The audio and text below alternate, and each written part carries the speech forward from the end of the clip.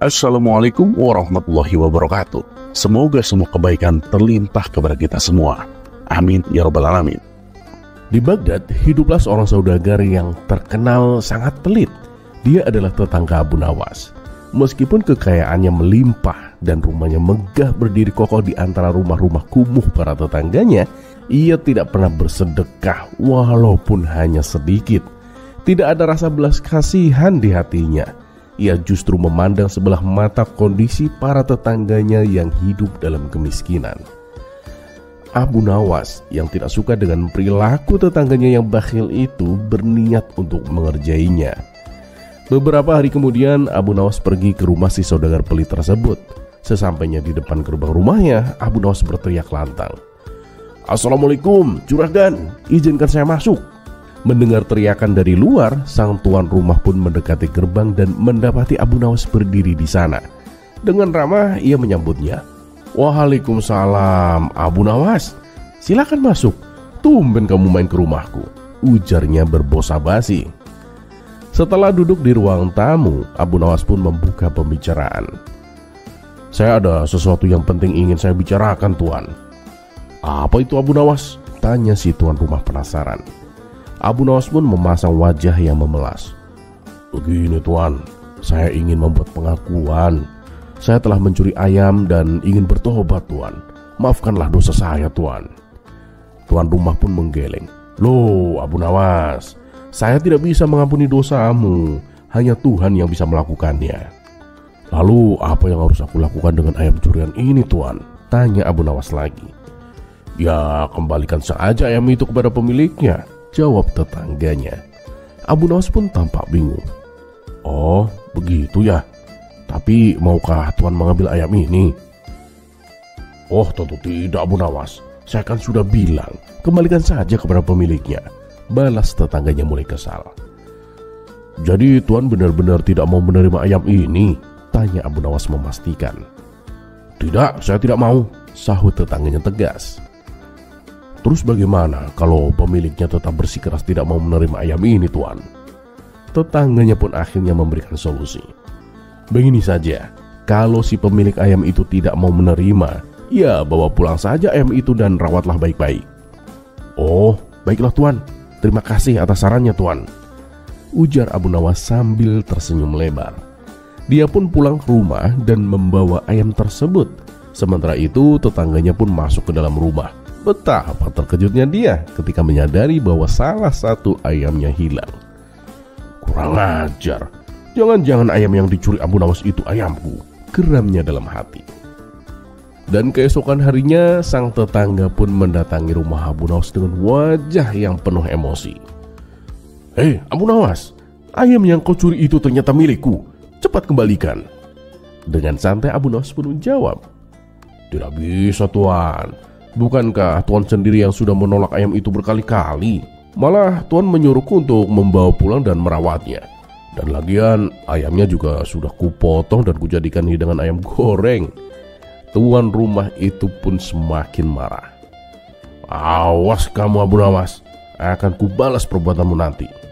Abu Nawas pun hanya tertawa kecil. "Silakan, Tuan. Tapi kalau Tuan lapar, mampir saja. Masih ada kok sisa ayam goreng di dapur."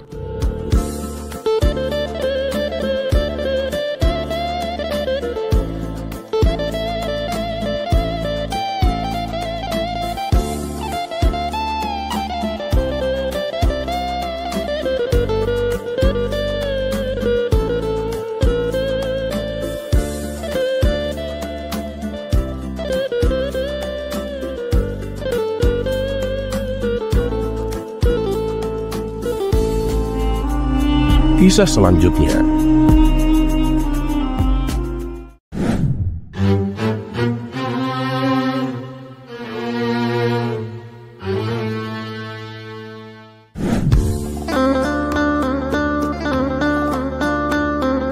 Di suatu pagi yang cerah, Abu Nawas tampak asik duduk santai di depan teras rumahnya, ditemani secangkir teh hangat.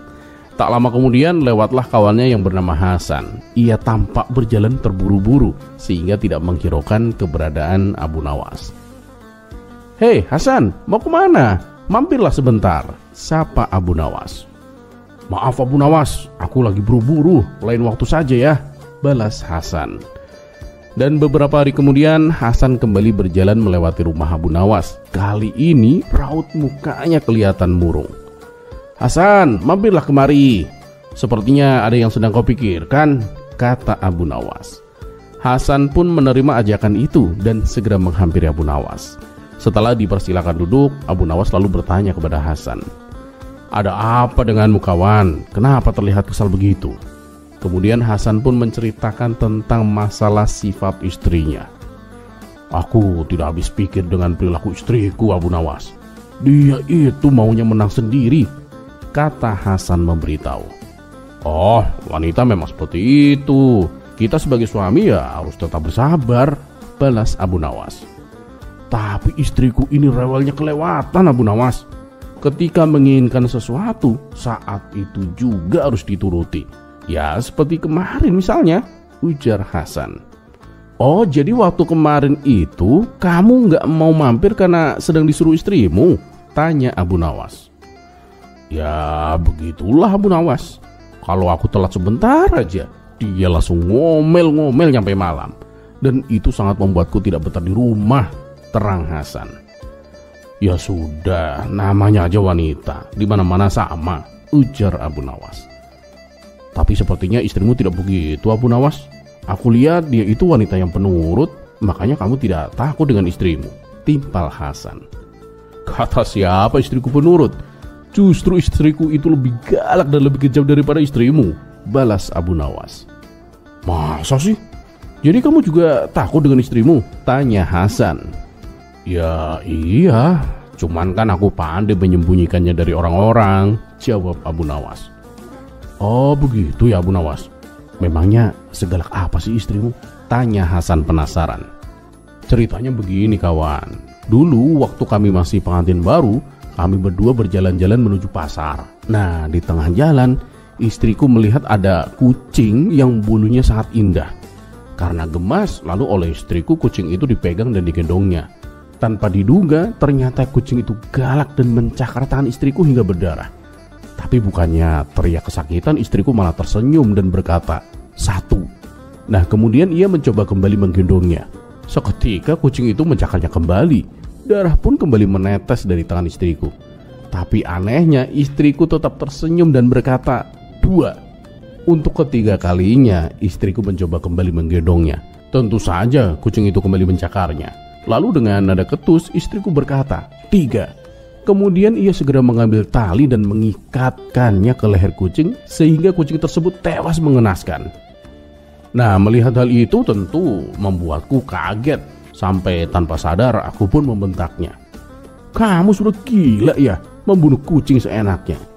Mendengar aku membentaknya, istriku menatap ke arahku sambil tersenyum dan berkata, 1.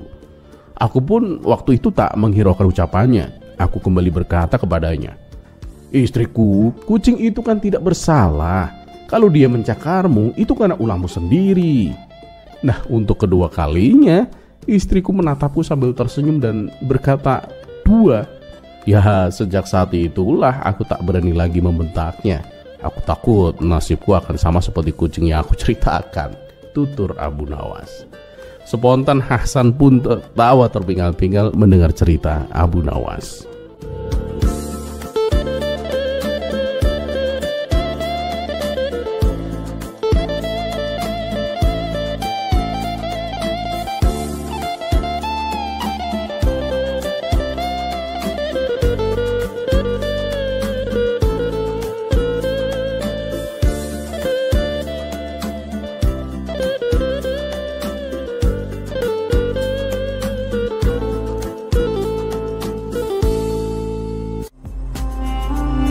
Kisah selanjutnya.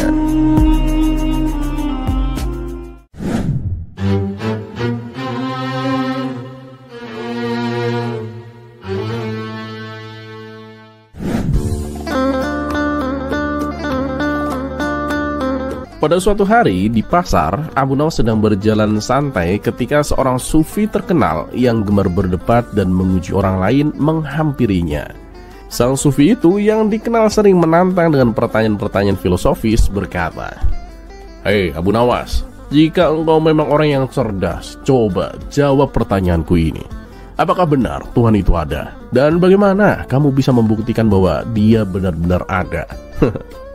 Abu Nawas pun tersenyum santai karena dia tahu bahwa sang sufi itu hanya ingin mempermainkannya dengan pertanyaan-pertanyaan seperti itu. "Ah, gampang sekali pertanyaanmu itu," ujar Abu Nawas. "Tapi sebelum aku menjawabnya, aku punya satu permintaan untukmu. Gimana?" Sang sufi itu pun bertanya. "Permintaan apa, Abu Nawas?" "Tolong pinjamkan aku sedikit saja otakmu," jawab Abu Nawas dengan nada serius. Sang sufi pun terkejut dan bingung. "Apa maksudmu, Abu Nawas? Pinjam otak? Bagaimana mungkin aku bisa meminjamkan otakku?" Abu Nawas pun mengangkat alisnya dan dengan senyum licik ia berkata, "Nah, ya itu. Bagaimana mungkin engkau meminta aku membuktikan keberadaan Tuhan, sementara engkau bahkan tak bisa meminjamkan otakmu sendiri? Jika hal sederhana seperti itu saja tidak bisa kamu lakukan, mengapa kamu meragukan sesuatu yang jauh lebih besar seperti keberadaan Tuhan?" Sang sufi pun terdiam, tak bisa menjawab. Abu Nawas pun melanjutkan, "Lihatlah langit yang luas, bintang-bintang yang tak terhitung jumlahnya, dan bumi yang kita injak sekarang ini. Tidakkah cukup semua itu menjadi bukti nyata keberadaan Tuhan? Bahkan nafasmu sekarang, bukankah itu juga bukti yang tak terbantahkan?"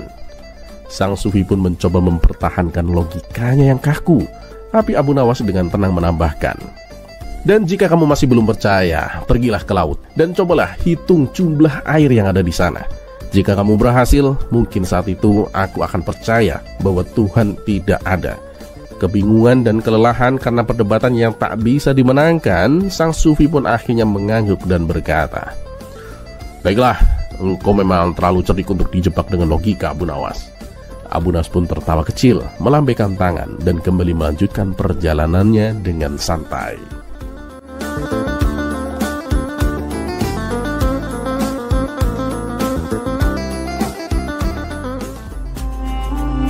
Kisah selanjutnya.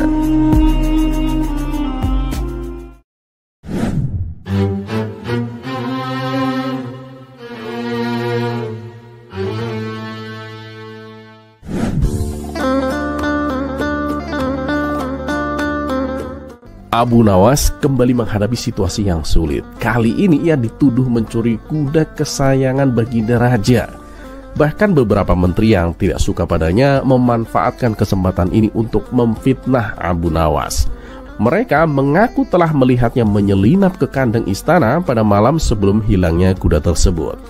Meski Abu Nawas membela diri dan mengatakan bahwa saat itu ia berada di ladangnya sendirian, Baginda Raja tidak percaya begitu saja karena Abu Nawas tidak memiliki saksi satupun. "Sekarang bisakah kamu buktikan siapa yang melihatmu di ladang, Abu Nawas?" tanya Baginda Raja. "Maaf Paduka Yang Mulia, saya sendirian saat itu," jawab Abu Nawas. "Lalu bagaimana aku bisa percaya jika tidak ada saksi, Abu Nawas?" ujar Baginda Raja dengan serius. Mendengar hal itu, Abu Nawas pun hanya bisa pasrah, wajahnya tertunduk lesu. Meski Baginda Raja sebenarnya tahu bahwa Abu Nawas tidak bersalah, ia sengaja menguji kecerdikan Abu Nawas untuk melihat apakah ia bisa lolos dari hukuman yang akan diberikannya.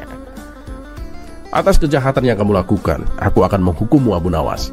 Ada dua pilihan, kamu diusir dari negeri ini selama-lamanya, atau kamu dihukum mati. Pilih yang mana?" tanya Baginda Raja.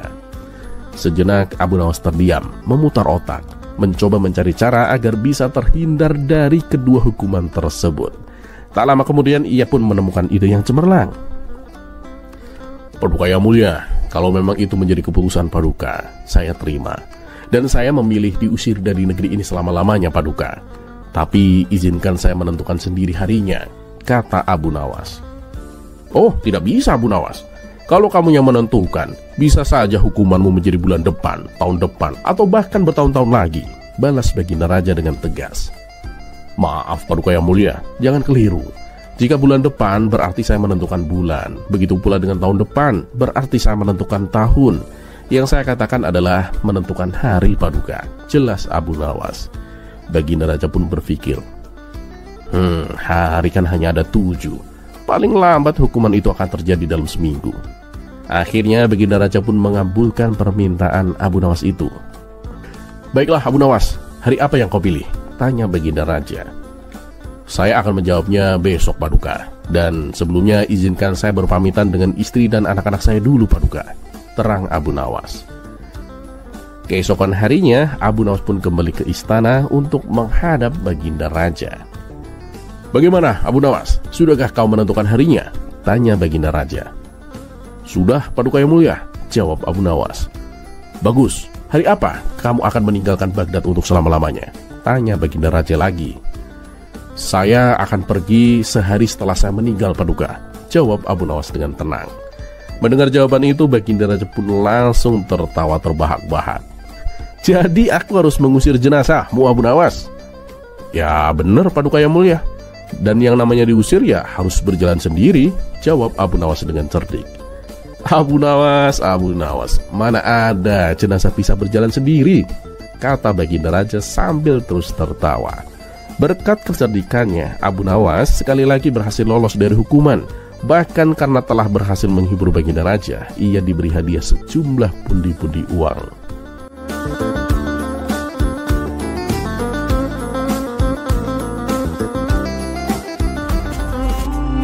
Kisah selanjutnya.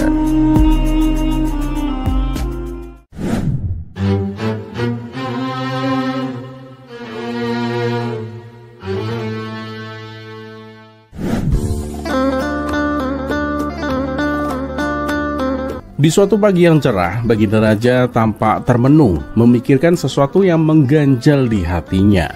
Penasihat istana yang melihat raut murung rajanya itu menghampiri dan kemudian bertanya, Paduka yang mulia, apa yang sedang Paduka pikirkan? Kenapa Paduka terlihat murung begitu? Baginda Raja kemudian menghela nafas, lalu ia berkata, Aku sedang memikirkan keadilan Allah. Penasihat istana itu pun terkejut mendengar pernyataan Baginda Raja. Memangnya apa yang Paduka pikirkan tentang keadilan Allah? Tanyanya. Ya aku gak habis pikir, kenapa Allah menciptakan neraka? Jawab Baginda Raja. Loh, kenapa bingung Paduka? Bukankah Paduka tahu sendiri neraka diciptakan untuk menghukum orang-orang yang berdosa Paduka? Jawab penasihat istana. Iya, itu aku tahu, lanjut Baginda Raja. Tapi bukankah Allah sendiri yang menciptakan manusia, memberi mereka kenikmatan dan rezeki, merawat mereka? Lalu mengapa ada yang harus dimasukkan ke dalam neraka? Ibarat seorang pematung yang menciptakan berbagai patung, kenapa ada beberapa yang ia hancurkan setelah patung itu jadi? Itu kan kehendak Allah Paduka yang mulia. Allah berhak atas apa saja yang Allah perbuat. Kita sebagai manusia tidak berhak menilai apakah itu salah ataupun benar Paduka, sahut penasihat istana. Jawaban itu sama sekali tidak memuaskan Baginda Raja. Karena rasa penasaran yang begitu besar, ia memutuskan untuk mengundang seluruh ulama di kota Baghdad.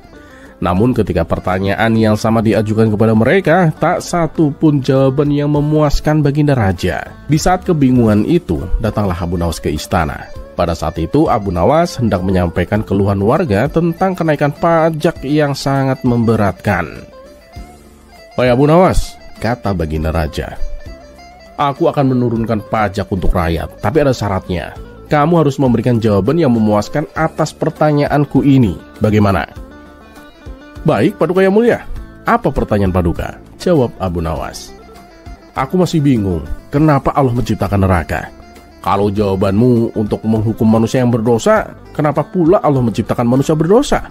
Bukankah manusia adalah makhluk sempurna ciptaan Allah? Lalu setelah diberi rizki dan kenikmatan, mengapa sebagian akhirnya dimasukkan ke neraka?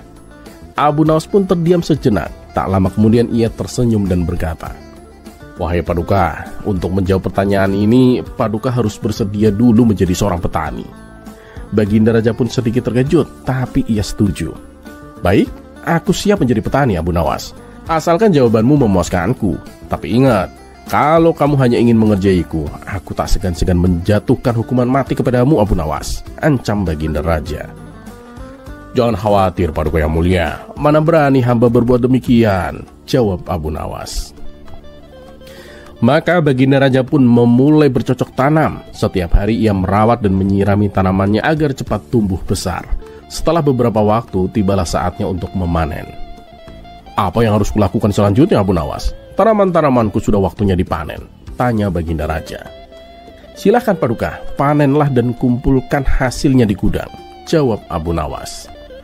Setelah Baginda Raja memanen hasil tanamannya dan mengumpulkannya, ia kembali bertanya, "Lalu apa lagi yang harus aku lakukan, Abu Nawas?" Abu Nawas pun balik bertanya, "Apakah Paduka yakin bahwa semua tanaman yang dikelola Paduka dipanen semuanya?" "Ya, tidak semuanya, Abu Nawas. Hanya hasil panen yang bagus saja yang aku kumpulkan. Kalau yang jelek ya aku tinggalkan," jawab Baginda Raja. Nah, begitu pula dengan Allah Paduka. Allah hanya mengumpulkan manusia-manusia yang baik. Yang tidak baik Allah buang ke dalam neraka, karena neraka diciptakan untuk manusia yang tidak ada kebaikannya. Memang pada awalnya Allah menciptakan manusia dengan sempurna, memberikan rizki. Namun ada yang memilih berbuat jahat, maka Allah tempatkan mereka di neraka. Sebagaimana Paduka hanya mengambil hasil panen yang bagus dan membuang yang jelek, jelas Abu Nawas. Baginda Raja pun tersenyum puas mendengar penjelasan Abu Nawas. Aku mengerti sekarang, Abu Nawas," katanya. Abu Nawas yang melihat kesempatan untuk menyampaikan keluhan rakyat, ia pun bertanya, "Wahai Paduka, selama Paduka bercocok tanam, apakah Paduka merasakan lelah?" "Ya tentulah Abu Nawas, hampir seluruh tubuhku pegal, dan setiap hari aku bersusah payah merawat tanaman-tanamanku," jawab Baginda Raja. Nah, begitulah yang dirasakan oleh rakyat Paduka. Tetapi Paduka dengan tega menaikkan beban pajak mereka, kata Abu Nawas dengan nada yang bijaksana. Baginda Raja pun termenung sejenak, lalu ia berkata, "Baiklah, mulai sekarang pajak tidak akan aku naikkan, Abu Nawas." Abu Nawas pun tersenyum lega. Dua permasalahan berhasil ia selesaikan hanya dengan satu jawaban cerdiknya.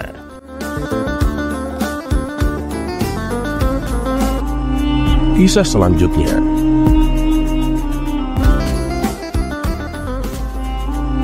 Kisah selanjutnya.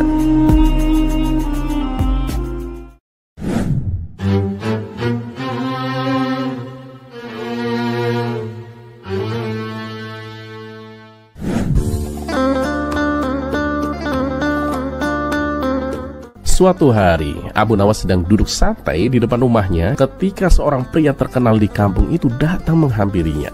Pria ini dikenal sangat keras kepala, dan siapapun yang berdebat dengannya selalu kalah karena dia tidak pernah mau mengalah. "Abu Nawas," kata pria itu, "aku dengar kamu orang pintar, tapi aku yakin kamu tidak bisa membuatku berubah pikiran tentang sesuatu." Abu Nawas pun tersenyum. "Oh begitu? Baiklah, mari kita coba. Apa yang ingin kau buktikan?" "Aku yakin bahwa matahari adalah bulan dan bulan adalah matahari," kata pria itu dengan penuh keyakinan. Abu Nawas pun pura-pura terkejut. "Benarkah? Wah, itu penemuan yang luar biasa kawan. Tapi sebelum aku setuju, bisakah kau tunjukkan kapan tepatnya bulan menjadi matahari?" Pria keras kepala itu pun tersenyum licik. "Ya, setiap pagi. Ketika malam berubah menjadi pagi, bulan berubah menjadi matahari." Abu Nawas pun mengangguk seolah-olah terkesan. Menarik sekali. Tetapi jika benar bulan berubah menjadi matahari, bagaimana mungkin kita bisa melihat bulan dan matahari di langit pada saat yang sama di siang hari?" Pria itu pun terdiam sejenak, mencoba berpikir keras. Tapi karena keras kepalanya, dia tak mau menyerah. "Ya, itu hanya karena kita tidak memperhatikannya dengan baik. Sebenarnya matahari itu bulan yang sedang menyamar, Abu Nawas." Abu Nawas pun kemudian tersenyum lebar. "Baiklah, kalau begitu, kamu pasti bisa dong membuktikan hal yang lain juga. Kalau kamu benar, bisakah kau membuat matahari terbit di malam hari? Nah, jika bisa, aku akan setuju dengan semua ucapanmu." Pria itu pun mengerutkan dahinya dan mulai marah. "Bagaimana mungkin aku bisa membuat matahari terbit di malam hari? Itu hal yang mustahil." Abu Nawas pun tertawa kecil. "Nah, kalau begitu tidak ada bedanya dong dengan mengubah matahari menjadi bulan atau bulan menjadi matahari. Karena kamu sendiri tidak bisa membuktikan apa yang kau katakan, bagaimana aku bisa mempercayainya?" Pria itu pun semakin marah, tetapi dia tahu bahwa Abu Nawas sudah memenangkan perdebatan. Namun keras kepala seperti dirinya, dia tetap tak mau mengaku kalah. "Aku akan kembali besok, dan aku akan punya jawabannya, Abu Nawas," teriaknya sambil pergi dengan marah. Abu Nawas pun hanya tersenyum sambil bergumam. Orang keras kepala memang selalu punya alasan, bahkan ketika tidak ada yang masuk akal sekalipun.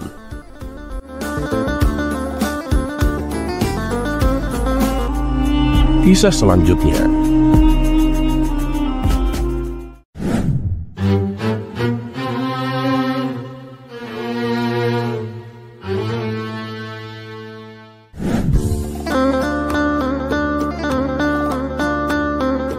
Kesetiaan Abu Nawas terhadap istrinya memang tak perlu diragukan lagi. Meskipun terkadang ia bertingkah konyol, ia adalah suami yang sangat mencintai dan menyayangi istrinya. Hal ini yang membuat Baginda Raja kagum. Suatu hari, Baginda Raja mendapatkan kesempatan bertanya langsung kepada Abu Nawas. "Abu Nawas, apakah kamu mencintai Allah?" tanya Baginda Raja. "Tentu saja, Paduka. Dialah yang menciptakanku dan yang memberi rezeki kepadaku," jawab Abu Nawas dengan penuh keyakinan. "Apakah kamu juga mencintai Rasulullah?" lanjut Baginda Raja.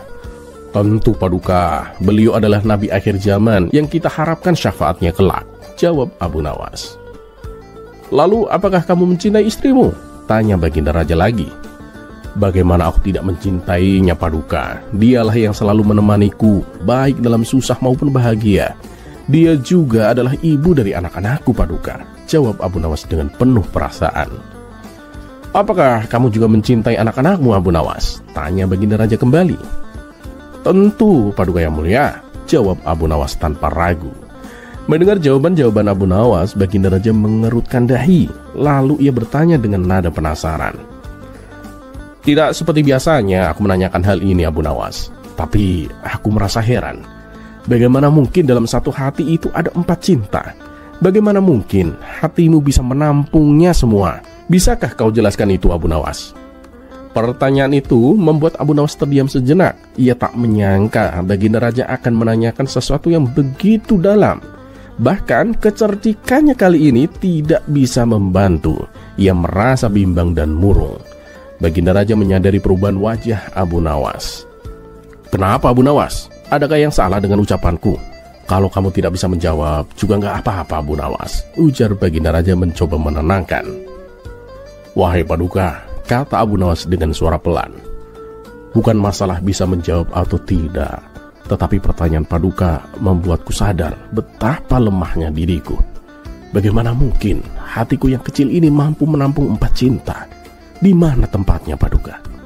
Air mata Abu Nawas pun jatuh membasahi pipinya. Baginda Raja mencoba menghibur. "Sudahlah, Abu Nawas, jangan bersedih begitu." Setelah berpamitan, Abu Nawas pun pulang ke rumah. Namun sepanjang hari ia terus merenungkan pertanyaan Baginda Raja. Sang istri yang melihat perubahan sikap suaminya merasa heran dan mencoba mencari tahu. "Wahai suamiku, kenapa kamu tampak begitu sedih? Apa yang membuatmu berduka, suamiku?" tanya istrinya dengan penuh kasih. Abu Nawas lalu menceritakan pertanyaan Baginda Raja. Mendengar hal itu, istrinya pun tersenyum hangat dan kemudian berkata, "Duhai suamiku, kenapa kau tak menjelaskan saja bahwa hati manusia itu memiliki berbagai sisi, seperti sisi kanan, kiri, depan, dan belakang.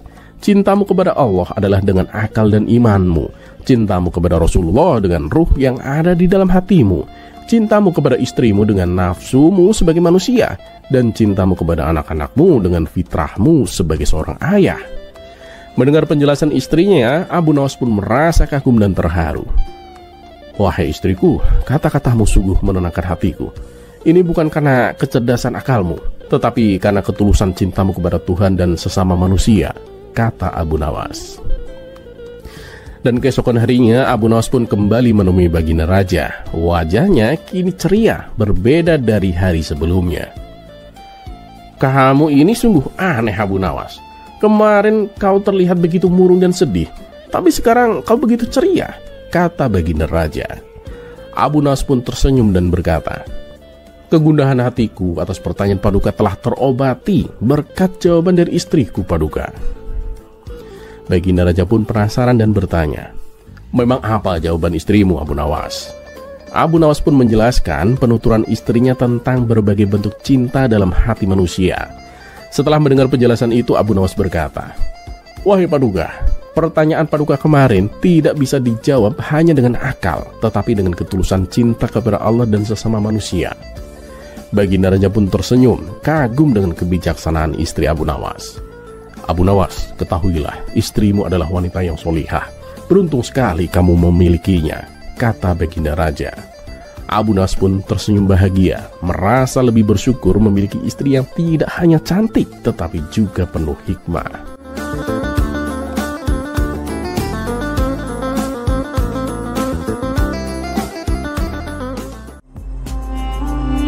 Kisah selanjutnya.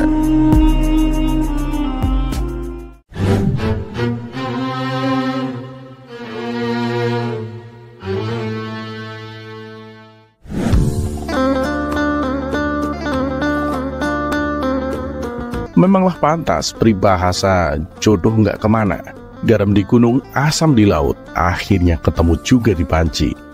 Seperti pada kisah kali ini, yang mana kisah ini diawali dari suatu ketika Abu Jahil dan kedua temannya hendak melakukan suatu pengembaraan. Sebenarnya Abu Jahil sudah mengajak Abu Nawas untuk ikut serta bersamanya. Tapi karena Abu Nawas sedang mendapat tugas dari Baginda Raja, ia pun terpaksa tidak jadi ikut. Dan singkat cerita, berangkatlah Abu Jahil dan kedua temannya melakukan sebuah pengembaraan itu. Setelah menempuh perjalanan yang cukup lumayan jauh, sampailah mereka berdua di sebuah negeri, di mana negeri tersebut ternyata dipimpin oleh raja yang bengis. Bahkan baru saja memasuki gerbang kota, tiba-tiba beberapa prajurit menangkapnya. "Siapa kalian? Dari mana kalian?" tanya sang prajurit. "Kami dari negeri Baghdad, Tuan," jawab Abu Jahil dan dua temannya. Begitu mengetahui bukan penduduk asli, mereka langsung diseret ke istana untuk dihadapkan kepada rajanya. "Oh, jadi kalian dari negeri Baghdad. Untuk apa kalian datang kemari? Atau jangan-jangan kalian ini mata-mata?" bentak sang raja. "Ampun Tuan Raja, kami hanyalah rakyat biasa," jawab Abu Jahil. Awalnya sang raja tak percaya begitu saja, tapi setelah menginterogasinya cukup lama, akhirnya sang raja mempercayainya. "Baiklah, karena kalian adalah seorang tamu, maka kami akan melayani kalian. Kalian dipersilahkan menginap di sini selama 3 hari. Tapi sebelumnya kalian harus menjalani aturan yang akan aku berikan," kata sang raja. "Aturan? Aturan apa Tuan Raja?" tanya mereka. "Kalian akan memasuki gudang melalui pintu depan dan keluar melalui pintu belakang. Nah, di dalam gudang itu banyak terdapat tikus. Jika ada yang sampai menginjaknya, maka selama menginap di sini akan ditempatkan di kamar yang kotor dan akan dilayani oleh wanita jelek dan jorok. Tapi kalau berhasil tidak menginjak tikus sama sekali, akan ditempatkan di kamar yang megah dan wangi dan akan dilayani oleh wanita yang cantik," jelas sang raja. Abu Jahil dan kedua kawannya pun setuju. Kemudian kawan Abu Jahil yang pertama mulai melakukan tugasnya. Saat ia memasuki gudang, nasib sial dialaminya. Ia menginjak tikus sampai mati. Walhasil kawan Abu Jahil yang pertama ini ditempatkan di kamar yang kotor dan ditemani oleh wanita yang jelek dan jorok. Begitu pula dengan kawan Abu Jahil yang kedua, ia melakukan sebuah kesalahan karena ia menginjak salah satu tikus yang ada di dalam gudang. Akibatnya ia pun ditempatkan di kamar kotor dan ditemani wanita jelek dan jorok. Kini giliran Abu Jahil untuk memasuki gudang. Dengan sangat hati-hati ia memperhatikan setiap langkahnya. Dan ketika sampai keluar melalui pintu belakang, tak ada satupun tikus yang diinjaknya. Abu Jahil pun merasa sangat bahagia. Kemudian ia diantar menuju kamar yang megah dan wangi. Di situ Abu Jahil juga melihat seorang wanita cantik yang siap menemaninya. Abu Jahil lalu menghampirinya. "Mimpi apa aku semalam sampai bisa ditemani wanita secantik kamu?" kata Abu Jahil penuh kegirangan.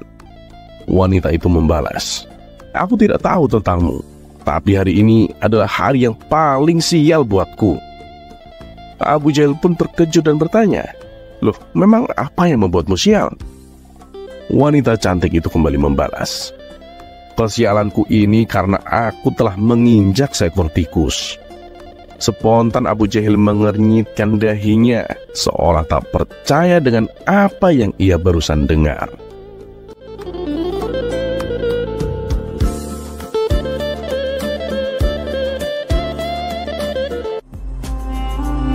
Kisah selanjutnya.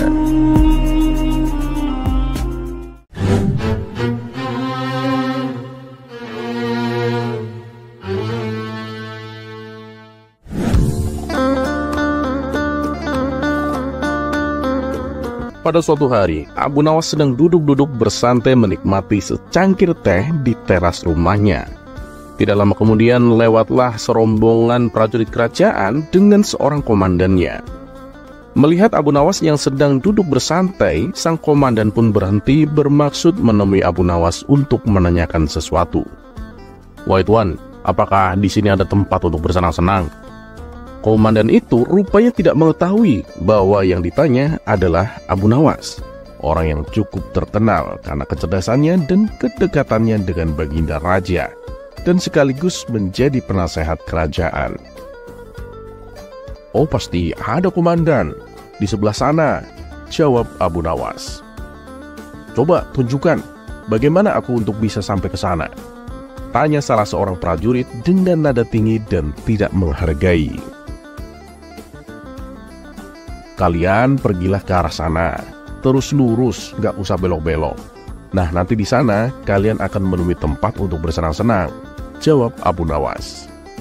Rombongan tentara kerajaan itu akhirnya pergi tanpa mengucapkan terima kasih ataupun permisi menuju tempat yang sudah ditunjukkan oleh Abu Nawas. Setelah beberapa saat, kagetlah mereka semua, karena tempat yang mereka temukan bukanlah tempat untuk bersenang-senang, melainkan sebuah komplek kuburan yang sangat luas. Hal ini tentu saja membuat para tentara marah karena merasa telah dipermainkan oleh Abu Nawas. Mereka pun kembali ke tempat Abu Nawas dan menemuinya. "Woi tuan, berani sekali kau membohongi kami," tanya sang komandan dengan geram. "Memangnya siapa kamu ini? Berani sekali membohongi kami," sahut seorang prajurit lainnya. "Aku ini hanya seorang abdi," jawab Abu Nawas. Komandan dan para prajurit tambah geram dan marah. "Prajurit, tangkap dia," perintah komandan. "Kamu akan aku bawa ke panglima kami untuk diberi hukuman atas perbuatan bohongmu," kata sang komandan. Abu Nawas pun ditangkap dan dihadapkan ke panglima mereka. "Wahai panglima, kami telah menangkap seorang pembohong yang berani membohongi pasukan kerajaan," kata sang komandan. "Lancang benar si tuan ini, sudah berani berbohong pada pasukan kerajaan," lanjut si komandan. Mengetahui orang yang dihadapkan adalah Abu Nawas, sang panglima bersikap biasa saja. Malah ia bahkan memerintahkan kepada prajurit untuk melepaskan borgol yang ada pada tangan Abu Nawas. Komandan dan para prajurit terkejut dan sangat heran. Ada apa gerangan ini? Setelah itu panglima pun mendekati Abu Nawas dan berkata, "Tuan Abu, maafkanlah perbuatan anak buahku di sini. Ini semua karena ketidaktahuan mereka," kata sang panglima dengan sangat lembut. Mereka berdua memang sudah saling mengenal satu sama lain karena seringkali bertemu ketika Baginda Raja mengundang Abu Nawas ke istana. Betapa terkejutnya sang komandan dan para prajurit mendengar permintaan maaf panglimanya. Perasaan sombong dan congkak yang tadi menyelimuti mereka seketika berubah menjadi rasa takut. "Apa yang mereka sangkakan kepadamu, Tuan Abu?" tanya sang panglima. "Begini panglima, awalnya mereka itu memintaku untuk menunjukkan tempat bersenang-senang. Ya tentu saja aku tunjukkan kuburan, karena kuburan kan adalah tempat yang lebih baik bagi orang-orang yang taat kepada Allah SWT. Di sana mereka juga mendapatkan hidangan, terbebas dari fitnah, kejahatan manusia dan makhluk lainnya. Bukankah semua itu adalah kesenangan bagi kita?" jawab Abu Nawas dengan tenangnya. Sang komandan pun segera mendekati Abu Nawas dan berkata, "Maafkan hamba Tuan Abu. Andai saja aku sudah tahu sebelumnya bahwa Tuan adalah Abu Nawas, tentu kami tidak akan berani membawa Tuan ke hadapan Panglima," kata sang komandan. "Wahai komandan, bukankah aku berkata benar? Aku ini memanglah seorang abdi. Dan setiap orang adalah abdi Allah SWT, termasuk kalian semuanya ini. Nah, oleh sebab itu, bersikaplah sopan pada setiap orang yang kamu temui, tanpa harus membeda-bedakan," kata Abu Nawas. "Anda benar, Tuan," jawab sang komandan dengan pasrah. Komandan dan para prajurit yang telah menangkap Abu Nawas pun merasa malu. Sebagai permohonan maaf, mereka kembali mengantar Abu Nawas pulang ke rumahnya.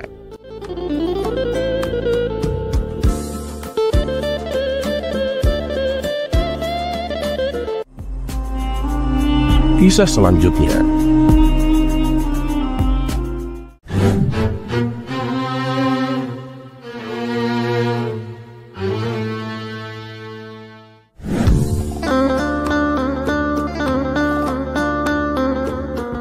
Abu Nawas terkenal sebagai sosok yang cerdas tapi lucu.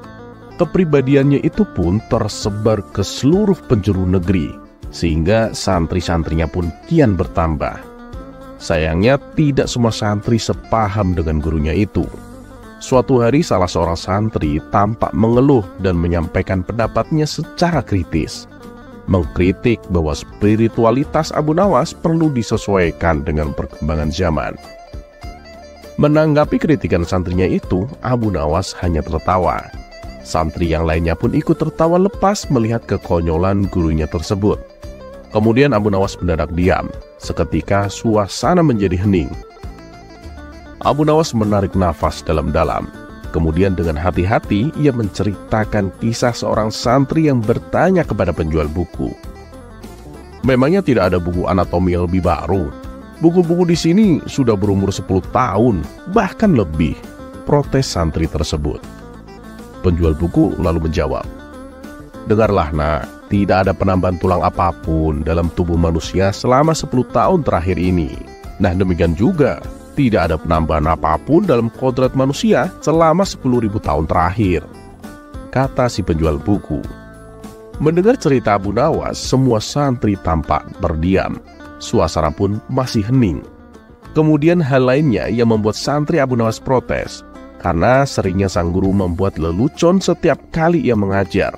Hampir selalu ada gelak tawa. Hal itu rupanya juga mengganggu sebagian santri yang sangat ingin serius tentang spiritualitas dan diri mereka. "Guru ini seperti badut," kata salah seorang santri. "Oh tidak, kamu itu salah tangkap. Seorang badut kan membuat kamu menertawainya. Kalau seorang guru membuat kamu menertawai diri sendiri," ucap santri lainnya yang menyanggah. Abu Nawas yang mendengar dialog antara santrinya hanya tersenyum. Ia sama sekali tidak merasa terganggu dengan kelakuan santri-santrinya itu. "Ya sudah, begini anak-anakku. Ada hal yang perlu kalian pahami. Apakah sesuatu menjadi sungguh-sungguh benar jika tidak ada seorang pun yang menertawakannya?" Tugas Abu Nawas.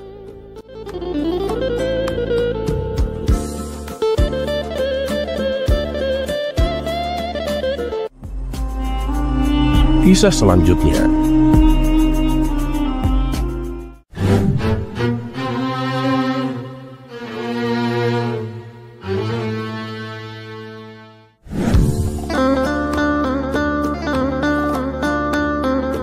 Suatu ketika, kawan-kawan Abu Nawas yang sering berkumpul di warung tanpa sebab ditangkap oleh beberapa pengawal istana. Kawan Abu Nawas yang berjumlah 10 orang dibawa ke istana untuk diadili. Ketika di hadapan Baginda Raja, komandan pengawal istana memberitahu bahwa anak buahnya mendapati beberapa botol bekas minuman keras di tempat yang biasa kawan-kawan Abu Nawas berkumpul. Botol-botol itu dijadikan sebagai bukti bahwa mereka telah mabuk-mabukan pada hari sebelumnya. Kawan-kawan Abu Nawas pun membantah tuduhan tersebut. Tapi karena mereka tidak bisa membuktikan bantahannya, mereka akhirnya dimasukkan ke dalam penjara. Sementara itu, Abu Nawas yang mendengar hal ini langsung menemui Baginda Raja untuk meminta pembebasan 10 kawannya. Hukum harus ditegakkan, Abu Nawas. Para pengawalku menemukan bukti yang kuat. Kalau kawan-kawanmu bisa membuktikan bahwa mereka tidak bersalah, tentu saja aku akan membebaskannya, kata Baginda Raja. Saat itu Abu Nawas tidak bisa berbuat banyak. Namun ia yakin kalau 10 kawannya itu tidak bersalah. Beberapa hari kemudian, Baginda Raja kedatangan tamu seorang penguasa dari negeri seberang bersama beberapa pengawalnya. Setelah berdiskusi serius membahas tentang kerjasama, mereka pun ngobrol ringan dengan diiringi hidangan. Di saat itulah sang penguasa negeri seberang menantang Baginda Raja dengan sebuah permainan. Rupanya sang penguasa suka sekali bermain tebak-tebakan yang membutuhkan pemikiran cerdas. Tantangan ini disambut baik oleh Baginda Raja, mengingat Baginda Raja juga suka dengan permainan tersebut. Tapi Paduka Yang Mulia, rasanya permainan ini kurang menarik bila tidak ada taruhannya, kata si penguasa. Oke, aku setuju, balas Baginda Raja. Maka dimulailah permainan tebak-tebakan. Saat Baginda Raja dipersilakan memberikan pertanyaan pertama, ia mengatakan kepada penguasa negeri seberang itu bahwa jika si penguasa tidak bisa menjawab pertanyaannya, maka si penguasa harus memberikan separuh kerajaannya. Ternyata gertakan Baginda Raja tidak membuat si penguasa gentar, apalagi sampai nyalinya menjadi ciut.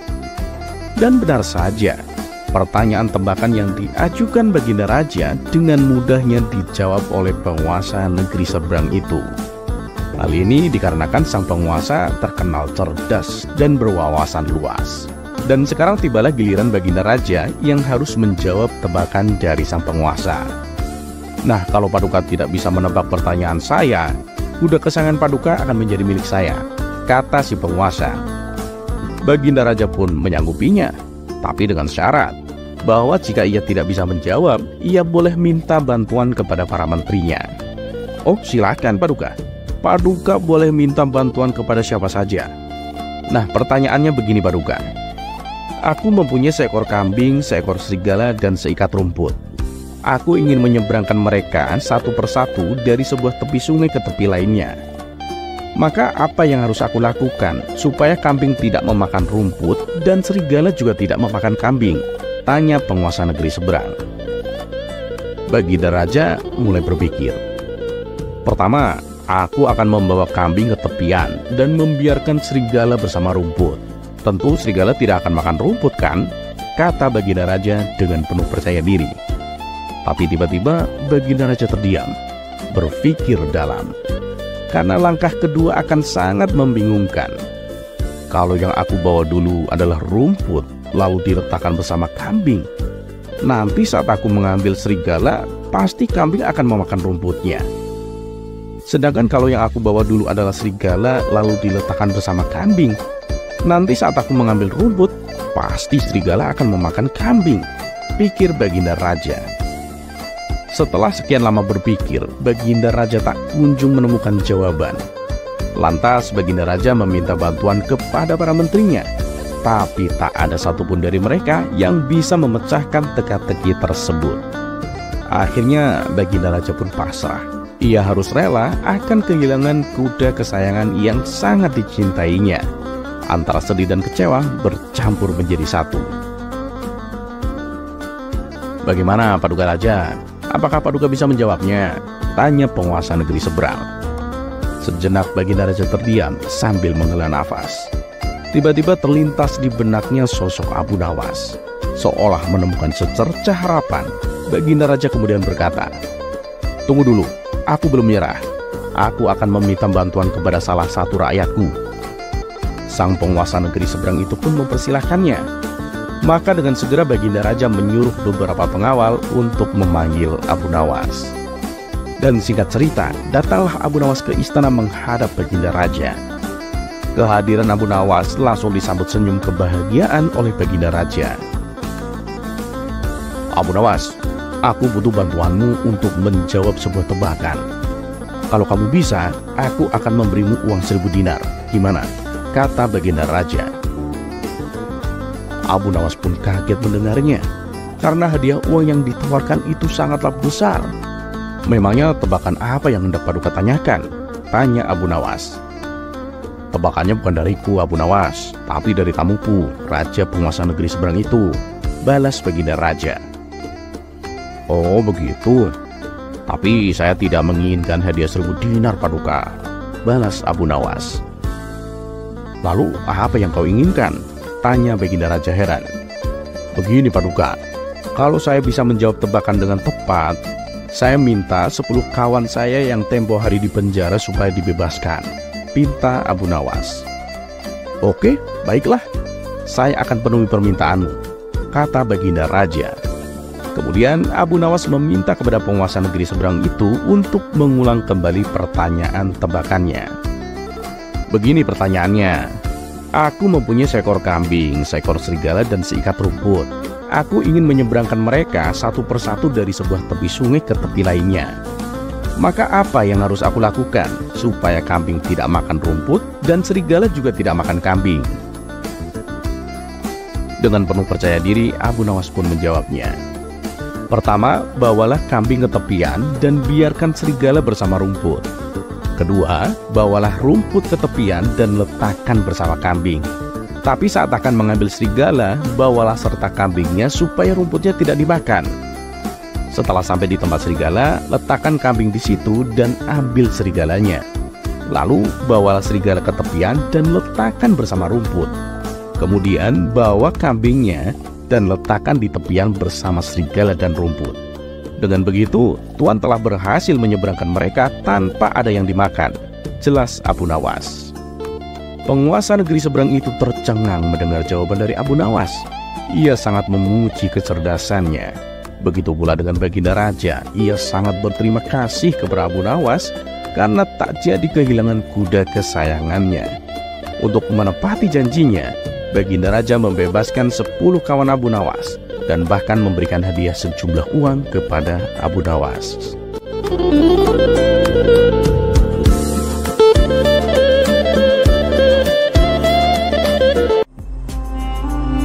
Kisah selanjutnya.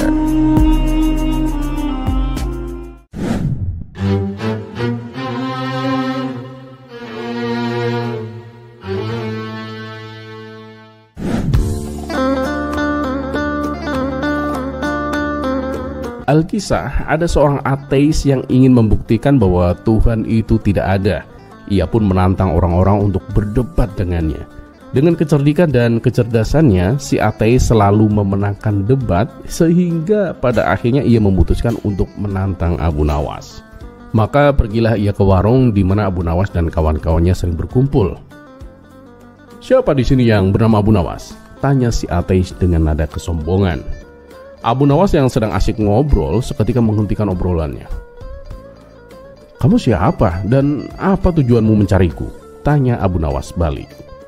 "Oh, jadi kamu yang bernama Abu Nawas? Tapi sepertinya kamu terlihat seperti orang bodoh," kata si ateis. Tak terima dengan ejekan tersebut, Abu Nawas pun langsung membalasnya. "Jangan menilai seseorang dari penampilannya, kawan. Bisa jadi kamu yang lebih bodoh. Kamu boleh saja memakai jubah kebesaran, tapi otak jangan kekecilan." Mendengar perkataan tersebut, sontak kawan-kawan Abu Nawas pun tertawa terbahak-bahak. "Kamu jangan kurang ajar. Selama aku menantang debat orang-orang, tak ada satupun yang bisa mengalahkanku," kata si ateis dengan emosi. "Oh, jadi tujuanmu mencariku untuk menantang debat? Ngomong dong dari tadi, tidak usah pakai mengejek segala," balas Abu Nawas. Kemudian si ateis dipersilakan duduk di hadapan Abu Nawas, sementara kawan-kawan Abu Nawas sudah tak sabar menantikan keduanya untuk berdebat. "Baiklah, sekarang apa yang ingin kau debatkan? Aku terima tantanganmu," ucap Abu Nawas. "Gini, apakah kejahatan itu ada?" kata si ateis memulai pertanyaannya. "Oh iya, kejahatan itu memang ada," jawab Abu Nawas. "Lalu apakah Tuhan menciptakan segalanya?" tanya si ateis. "Tentu saja, alam semesta dan seisinya adalah ciptaan Tuhan," jawab Abu Nawas.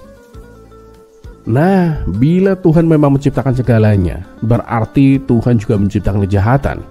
Kalau begitu, Tuhan sendiri juga jahat. Tapi anehnya kenapa kalian justru menyembah Tuhan yang menciptakan kejahatan? Bisa kau jelaskan? Tanya si ateis. Abu Nawas hanya tersenyum menanggapinya. Ia pun lalu mulai menjelaskan. Begini kawan, sebelum aku menjawab pertanyaanmu, aku ingin tanya sesuatu kepadamu. Apakah rasa dingin itu ada? Pasti ada lah, kamu pasti juga pernah merasakannya kan? Jawab si ateis. Salah kawan, sebenarnya dingin itu tidak ada. Dingin hanyalah ketiadaan rasa panas.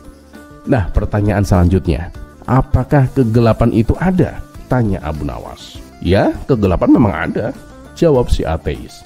Salah lagi kawan, kegelapan itu tidak ada.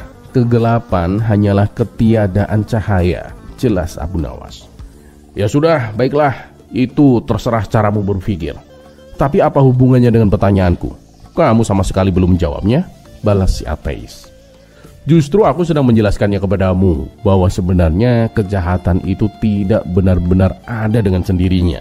Kejahatan ada ketika manusia mengabaikan keberadaan Tuhan di dalam hatinya.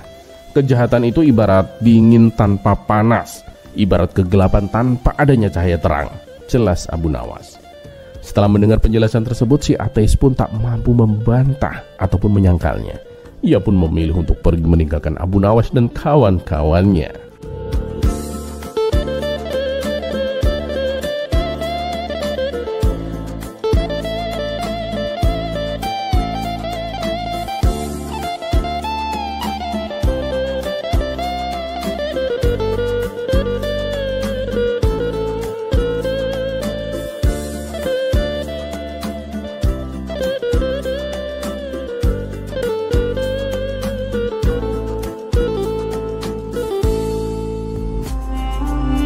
Kisah selanjutnya.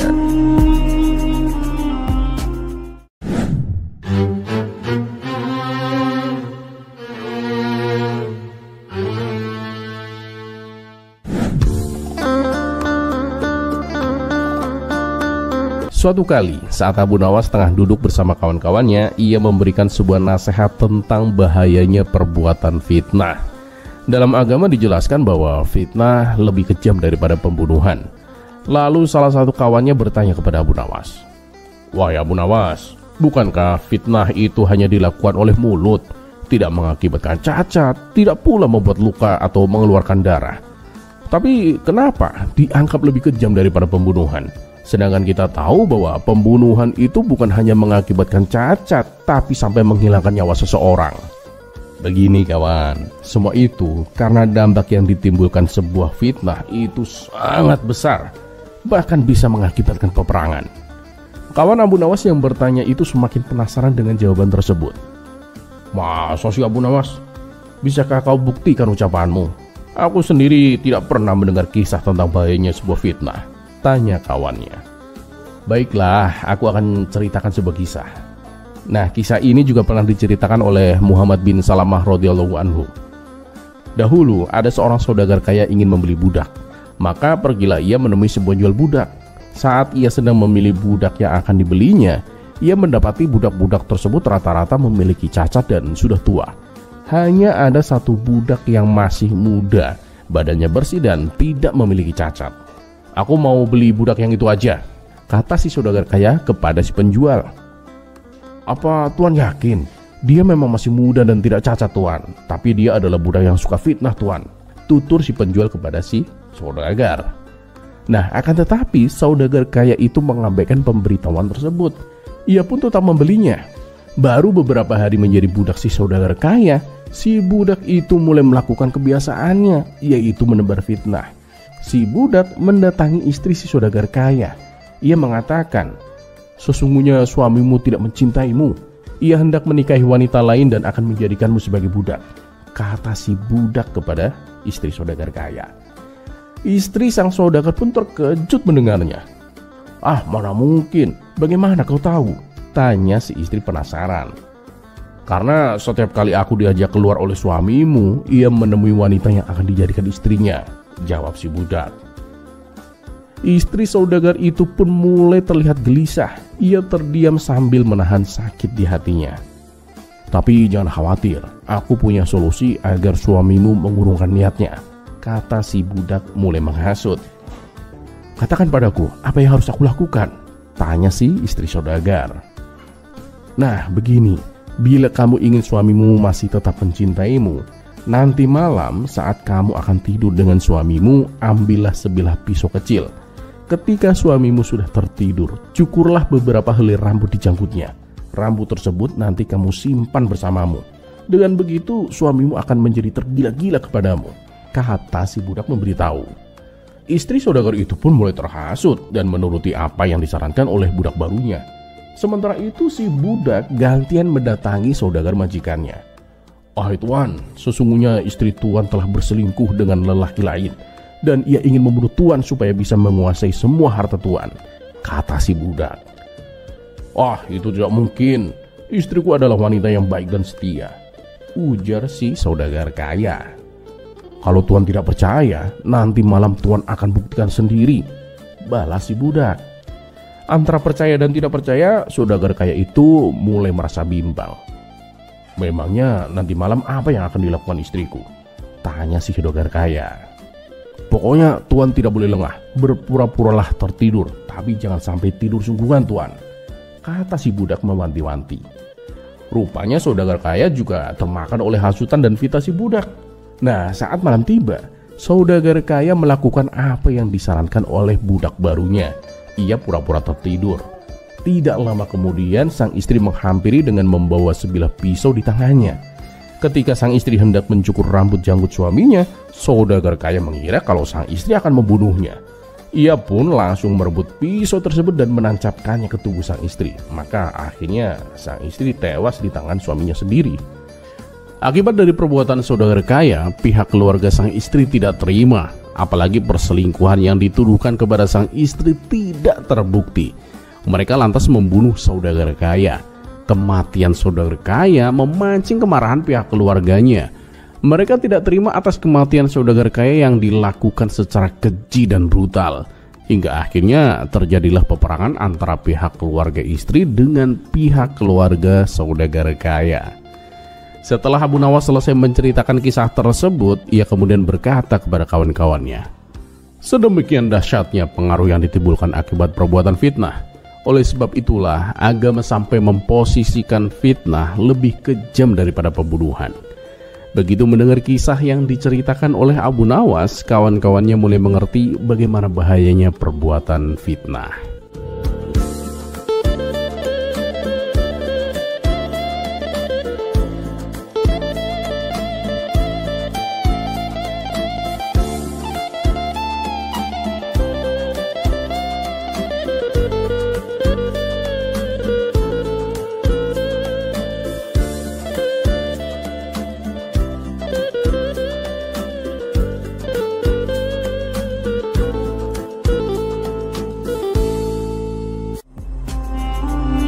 Kisah selanjutnya.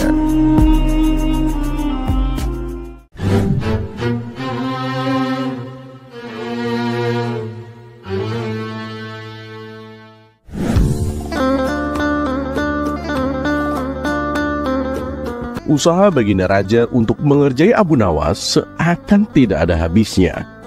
Walaupun berkali-kali Baginda Raja yang kalah dan menanggung malu, tapi hal itu tak menjadikannya kapok berurusan dengan Abu Nawas. Baginya semua tantangan yang diberikan kepada Abu Nawas hanyalah lelucon hiburan untuk menghibur dirinya yang seharian penat dengan urusan kerajaan. Dan pada cerita kali ini, Baginda Raja memerintahkan kepada Abu Nawas untuk membawakan karpet ajaib, yaitu sebuah karpet yang bisa terbang. Kisah ini berawal ketika Baginda Raja membaca sebuah buku yang berisi dongeng seorang pemuda bernama Aladin, di mana Aladin ini mempunyai karpet ajaib yang selalu bisa membawanya terbang kemanapun ia pergi. Karena merasa tertarik dengan dongeng tersebut, Baginda Raja menyuruh Abu Nawas untuk membawakan karpet yang sama persis seperti milik Aladin. Mendengar itu, Abu Nawas pun tak habis pikir. Hanya gara-gara sebuah buku dongeng, Baginda Raja tega memberinya tugas yang sangat tidak masuk akal. Ampun Paduka yang mulia, tapi itu kan hanya sebuah dongeng Paduka. Jadi karpet yang dimiliki Aladin itu mustahil ada di kehidupan nyata, Paduka, ujar Abu Nawas.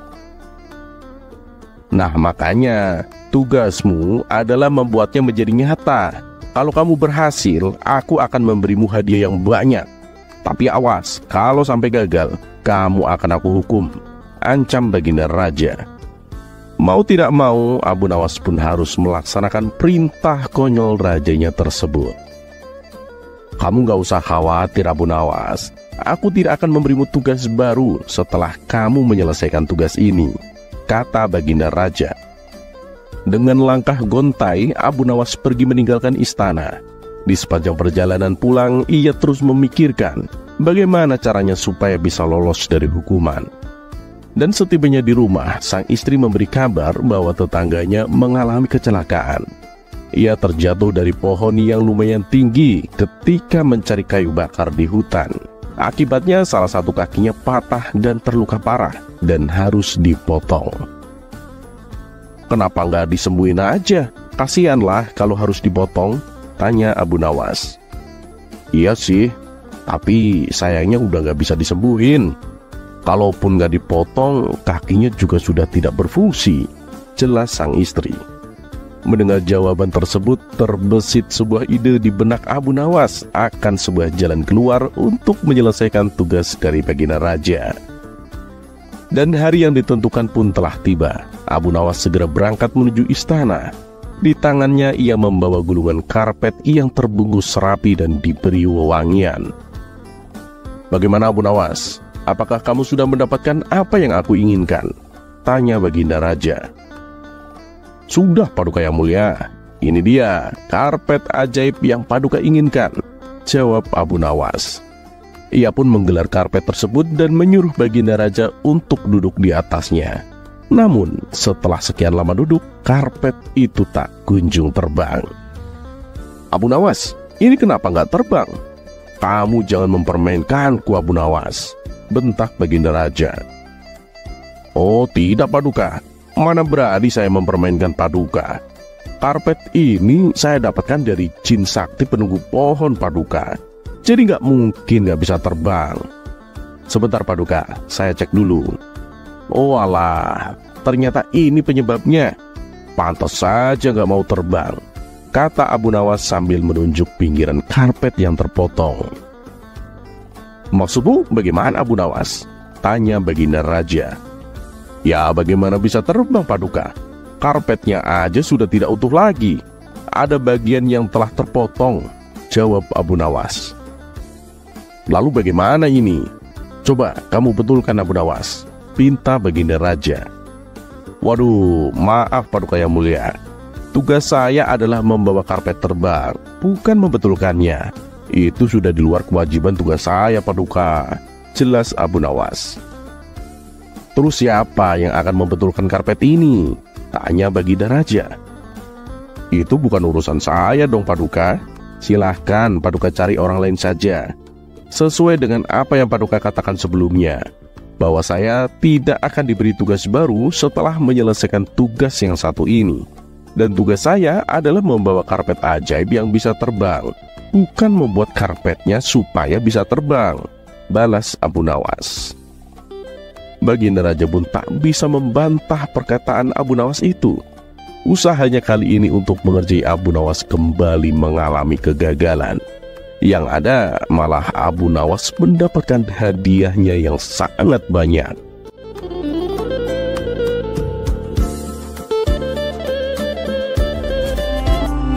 Kisah selanjutnya.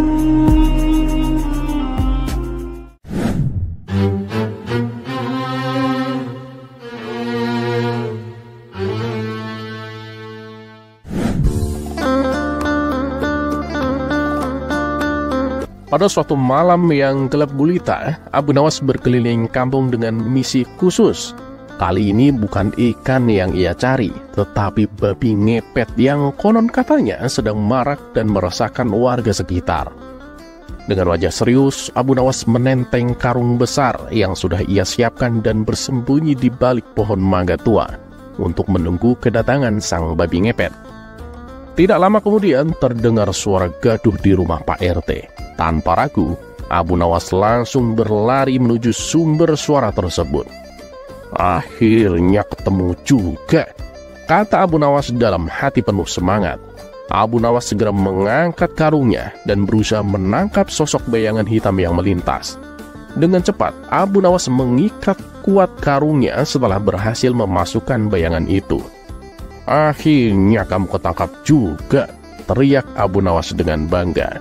Yakin bahwa Abu Nawas telah berhasil menangkap babi ngepet yang selama ini meresahkan warga sekitar. Keesokan harinya, seluruh warga kampung berkumpul di rumah Pak RT karena penasaran dengan hasil tangkapan Abu Nawas. Dengan rasa penuh percaya diri, Abu Nawas membuka karung besarnya di depan para warga. Namun betapa terkejutnya semua orang ketika yang keluar dari karung itu bukanlah babi ngepet yang mengerikan, melainkan Pak RT sendiri yang tampak kebingungan. Pak RT, kenapa Bapak ada di sini?" tanya Abu Nawas dengan wajah bingung. Pak RT yang rupanya sedang mencari makan di kulkas saat tertangkap oleh Abu Nawas langsung tertawa terbahak-bahak. "Kamu kira aku babi ngepet, hah?" tanya Pak RT sambil mengelus perutnya yang buncit. Warga yang menyaksikan kejadian itu pun ikut tertawa terbahak-bahak dan membuat suasana menjadi riuh dengan gelak tawa. Abu Nawas hanya bisa tersipu malu, menyadari bahwa rencana mulianya untuk menangkap babi ngepet malah berakhir dengan kejadian kocak yang membuat seluruh warga kampung tertawa.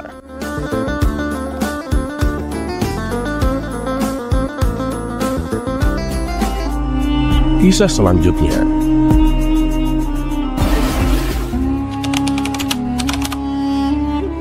Di balik kecerdasan otaknya, ternyata Abu Nawas memiliki beberapa keterampilan yang mumpuni. Salah satunya adalah sebagai seorang penjahit. Dan bahkan sebelum menjadi orang kepercayaan Raja Harun ar-Rasyid, ternyata Abu Nawas pernah bekerja sebagai penjahit pada majikan yang bernama Tuan Amir. Ia bekerja dengan rajin, sehingga dengan mudah mendapatkan kepercayaan dari majikannya. Bagi majikan, Abu Nawas merupakan salah satu karyawan yang teladan. Meski demikian, Tuan Amir mengerti kebiasaan buruk Abu Nawas yang kerap kali meminum atau memakan makanan kepunyaan tuannya. Pada suatu hari, Tuan Amir datang dengan membawa satu kendi madu. Melihat majikannya datang dengan membawa sebuah kendi, Abu Nawas menghampiri majikannya. "Wahai Tuan, untuk apa kendi itu? Bolehlah aku meminta isinya?" tanya Abu Nawas. Karena khawatir madu itu akan diminum Abu Nawas, maka majikannya terpaksa berbohong. Abu Nawas, kendi ini berisi racun, dan aku tidak mau nanti kamu mati karena meminumnya," jawab sang majikan. Abu Nawas yang memang mengerti benar bahwa kendi yang dibawa majikannya itu khusus untuk madu, ia tidak dapat berbuat banyak. Tak lama setelah itu, sang majikan pun pergi keluar. Pada saat itu, Abu Nawas memutar otak untuk bisa meminum madu itu tanpa menyinggung perasaan majikannya. Karenanya, Abu Nawas menjual sepotong pakaian. Hasil penjualannya itu kemudian ia gunakan untuk membeli roti. Setibanya di tempat kerja, roti itu dimakan dengan menggunakan madu milik sang majikan. Hingga tak terasa, madu itu pun habis diminum Abu Nawas. Madu itu terasa sangat nikmat, sehingga membuat Abu Nawas merasa sangat kekenyangan. Abu Nawas kemudian kembali melanjutkan pekerjaannya tanpa menunjukkan gelagat yang mencurigakan. Namun, tak lama kemudian, majikannya datang dengan membawa sepotong roti. Alangkah terkejutnya Tuan Amir ini ketika mendapati tutup kendinya terbuka dan madu di dalam kendi itu sudah habis tak tersisa. Tak hanya itu, Tuan Amir juga mendapatkan sepotong pakaiannya telah hilang. "Ini pasti ulah Abu Nawas," gumamnya dalam hati. Tuan Amir pun langsung menghampiri Abu Nawas yang lagi sibuk bekerja menjahit pakaian. "Hei Abu Nawas, apa sebenarnya yang telah terjadi? Mengapa isi kendi ini habis dan sepotong pakaian telah hilang?" tanya Tuan Amir. "Maaf Tuan, tadi sewaktu Tuan pergi, ada sekelompok pencuri datang mengambil pakaian Tuan," kata Abu Nawas. "Lantas, "Apa yang kamu lakukan terhadap pencuri itu?" tanya Tuan Amir lagi. Mendapatkan pertanyaan yang terus-menerus dari majikannya, Abu Nawas semakin berpura-pura gemetar. Tapi meski demikian, dia tetap tidak kekurangan akalnya.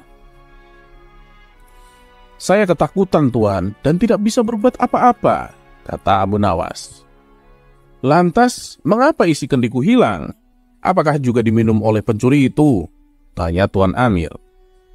"Oh tidak, Tuan," jawab Abu Nawas dengan polosnya. "Lalu siapa yang telah meminumnya?" tanya Tuan Amir lagi. "Sekali lagi mohon maaf, Tuan Majikan. Karena takut akan dimarahi oleh Tuan, maka saya putuskan untuk memilih bunuh diri saja, menggunakan racun yang ada di dalam kendi itu," jelas Abu Nawas. Mendengar pengakuan jujur dan keahlian akal Abu Nawas, Tuan Amir yang semula akan marah, akhirnya mengurungkan niatnya. Ia sadar jika semua itu juga kesalahannya, karena telah berbohong kepada bawahannya. Dan begitulah cara Abu Nawas untuk mendapatkan madu gratis.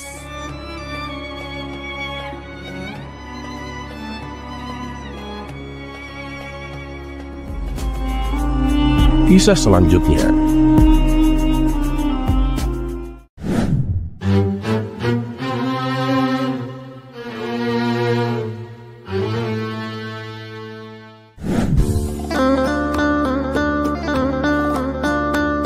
Suatu ketika, Abu Nawas sedang terburu-buru dengan cepat pergi ke masjid untuk sholat malam. Dia melaksanakan sholat dengan tergesa-gesa. Lalu Abu Nawas ingin segera pergi setelah selesai. Namun, saat Abu Nawas hendak keluar, seorang pemuka agama menghentikannya dan berkata, "Itu bukan cara yang benar untuk berdoa kepada Tuhan. Kamu harus mulai dari awal lagi dan berdoa dengan benar." Mendengar teguran itu, Abu Nawas pun kembali masuk ke masjid dan melakukan sholat lagi. Kali ini Abu Nawas berdoa dengan lebih khusyuk dan seksama. Setelah selesai, pemuka agama itu bertanya lagi, "Nah, sekarang coba katakan padaku, tidakkah kamu berpikir bahwa Tuhan akan lebih menghargai doa yang keduamu itu daripada yang pertama kamu lakukan dengan tergesa-gesa?" Abu Nawas dengan tenang menjawab, "Tidak juga. Meskipun doa pertama saya lakukan dengan tergesa-gesa, tetapi itu dilakukan untuk Tuhan. Sedangkan doa saya yang kedua, saya lakukan untuk Anda." Jawaban ini membuat pemuka agama itu terdiam sejenak, menyadari bahwa niat dalam beribadah jauh lebih penting daripada sekedar penampilan luarnya saja.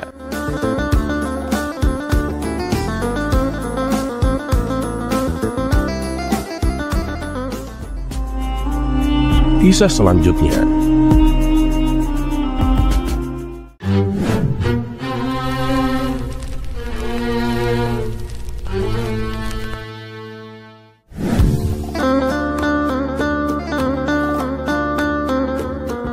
Suatu ketika, Abu Nawas mendengar kabar bahwa di sebelah tempat pemandian umum ada toko minyak wangi yang menjual candu.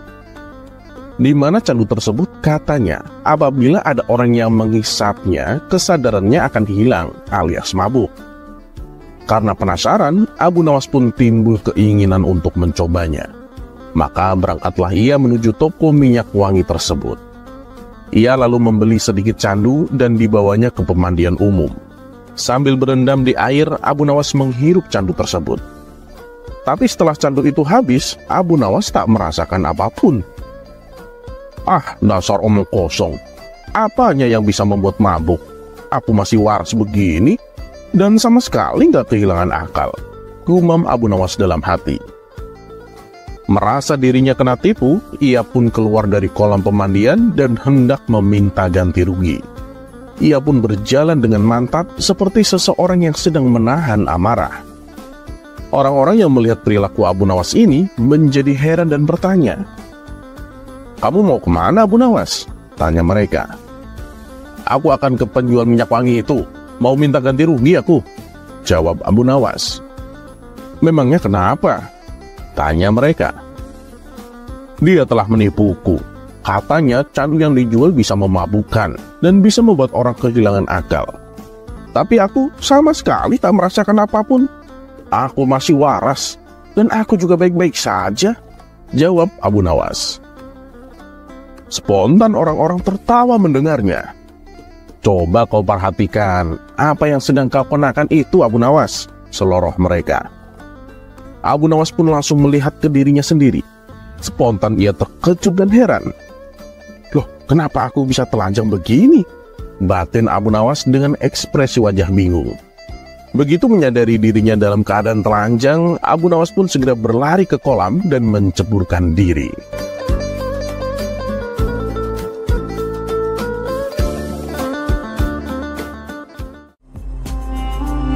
Kisah selanjutnya.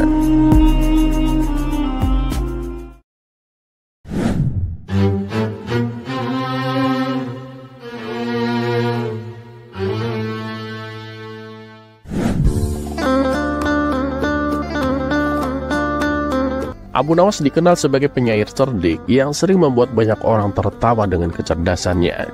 Suatu hari, Abu Nawas melakukan hal yang jarang ia lakukan.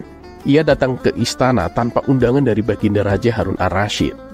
Ketika Baginda Raja melihat kedatangan Abu Nawas, ia langsung tersenyum dan berkata, "Oh, ternyata kamu datang juga, Abu Nawas. Kebetulan sekali, aku memang sudah kangen ingin bertemu denganmu, Abu Nawas." Abu Nawas merasa senang bukan kepala mendengar hal itu, karena memang hubungannya dengan Baginda Raja sedang sangat dekat belakangan ini. "Wahai Paduka, kali ini apa yang mesti hamba lakukan?" tanya Abu Nawas dengan penuh semangat. Namun Baginda Raja hanya tersenyum dan menjawab, "Sebentar dulu, Abu Nawas." Baginda Raja kemudian beranjak dari tempat duduknya, dan ketika Baginda Raja kembali, Baginda Raja sudah mengenakan pakaian yang sederhana, layaknya rakyat biasa. Dengan nada yang agak serius, Baginda Raja berkata, "Aku ingin ke rumahmu, Abu Nawas." Abu Nawas kaget dan heran mendengar keinginan Baginda Raja itu. Dalam pikirannya, Abu Nawas bertanya-tanya, untuk apa Baginda Raja ingin datang ke rumahnya? Terlebih lagi tanpa ada persiapan apapun. Apalagi istri Abu Nawas sedang tidak ada di rumah. "Maaf nih Paduka, untuk apa Paduka ingin ke rumah hamba?" tanya Abu Nawas dengan nada penuh kebingungan. Namun Baginda Raja tetap teguh pada keinginannya dan sedikit memaksa. "Ya, intinya aku mau ke rumahmu, Abu Nawas," ujar Baginda Raja dengan tegas. Karena tak ingin membantah perintah rajanya, Abu Nawas akhirnya mengiyakan ajakan tersebut. Tanpa membawa pengawal, Baginda Raja dan Abu Nawas berjalan kaki menuju rumah Abu Nawas yang tidak begitu jauh dari istana. Sesampainya di rumah Abu Nawas, Baginda Raja terkejut melihat betapa sederhananya tempat tinggal sahabatnya itu. Tidak ada barang mewah atau perabotan berharga, hanya perabotan sederhana yang cukup untuk kebutuhan sehari-hari. "Di mana istrimu, Abu Nawas?" tanya Baginda Raja. "Istri hamba sedang menjenguk orang tuanya, Paduka," jawab Abu Nawas. Baginda Raja kemudian berkata, "Sebenarnya aku datang ke rumahmu ini untuk belajar tentang kebijaksanaan hidup darimu, Abu Nawas." Namun Abu Nawas masih belum sepenuhnya mengerti maksud dari Baginda Raja. Setelah berpikir sejenak, Abu Nawas menyadari bahwa kebijaksanaan yang dapat dipelajari harus melalui dengan praktek.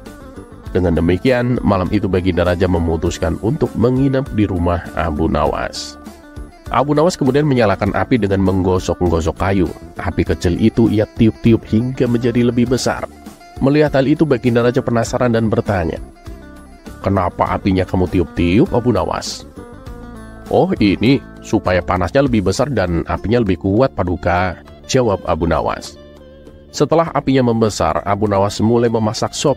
Ketika sopnya matang, Abu Nawas menuangkannya ke dalam 2 mangkok. Lalu ia meniup sop tersebut sebelum mulai memakannya. Melihat hal itu, Baginda Raja kembali bertanya, "Kenapa sop itu kamu tiup-tiup, Abu Nawas?" "Supaya sopnya lebih dingin dan enak dimakan, Paduka," jawab Abu Nawas. Baginda Raja kemudian tertawa kecil, namun ada sedikit kekecewaan di matanya. Aku rasa aku nggak jadi belajar darimu, Abu Nawas. Kamu itu nggak konsisten dengan pengetahuanmu," ujar Baginda Raja dengan nada agak serius, diiringi senyum kecut dari Abu Nawas.